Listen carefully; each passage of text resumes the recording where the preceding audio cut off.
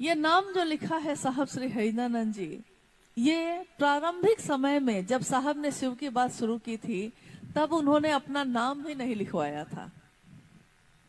जानते हैं क्यों नहीं लिखवाया था? क्योंकि उन्होंने साफ कहा कि मेरी मनसा एक ही है कि लोग शिव से जुड़े। मैं अपना नाम भी क्यों दूं? मैं अपना नाम भी दूंगा तो लोग मुझसे न जुड़ने लगे। मैं चाहता हूं महादेव से जुड़े। महादेव तो कभी जाएगा नहीं ना, महादेव तो हमेशा रहेगा। तो लोग महादेव से जुड़ेंगे, शिव जैसा होंगे, शिव ही होंगे। कोई गुरु अपने शिष्य को अपने जैसा बनाता है। फिर जगत है, दुनिया है, कुछ लोग जुड़ने लगे, कुछ लोग शिव से बनने लगे। तो धीरे धीरे भीड़ बढ़ी, लोग बढ़े।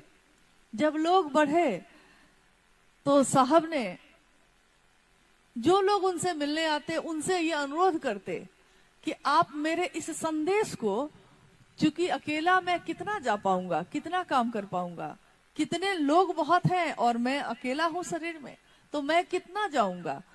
तो उन्होंने कहा कि आप भी जाकर अपने अपने गांव, अपने शहर में मेरे इस संदेश को लोगों तक पहुंचाइएगा।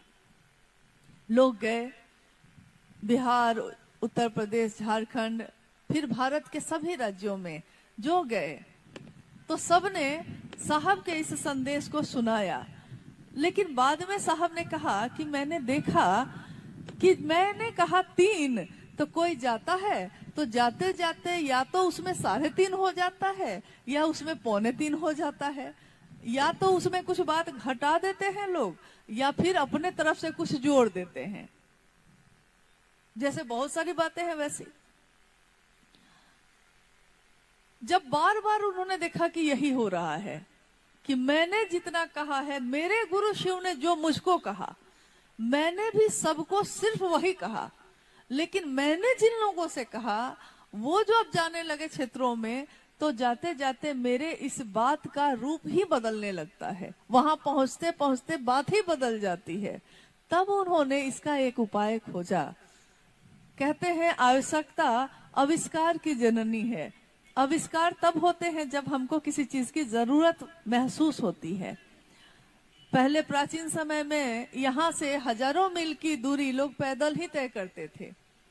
फिर लगा कि कुछ और उपाय किया जा सकता है क्या, तो डोली बनी जिसपे दुल्हन विदा होती थी, डोली में बैठकर, यानी पैदल नहीं चलना पड़े।